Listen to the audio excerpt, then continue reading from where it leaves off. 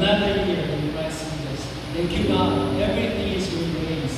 And we know, till the end, faithfully you guide and protect and always be with together with them forever. So Lord, we give thanks and we praise your name. So Lord, it is all our prayer, just like today and just like their own birthday, that every day be pleasant and happy and wonderful, and they will be a pleasing honor to you.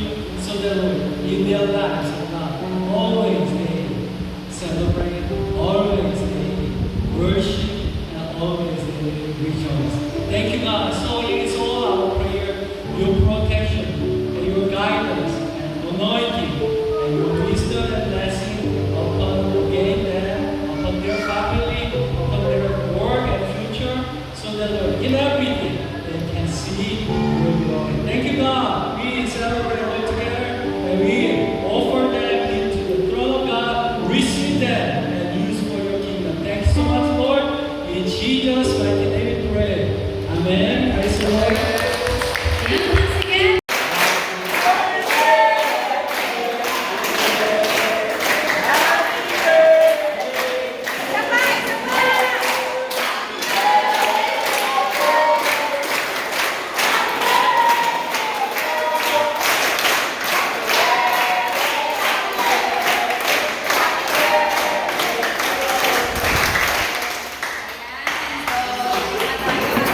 Mag-pray na natin si Grace Audience. Mag-pray na tayo para sa kanya. I-bless niya nga siya kasi i-bless niya kayo ng food. So, i-bless natin siya. Mag-pray na siya at i-bless natin siya. Let's pray. Lord, salamat Panginoon. Salamat Panginoon. Celebrate. Lord, salamat sa day or time na ito na alam ko ng Panginoon itong celebration bibigay sa inyo ng kalumatian sa mga buhay niya na ginamit mo Panginoon upang i-bless sa mga kabataan ito.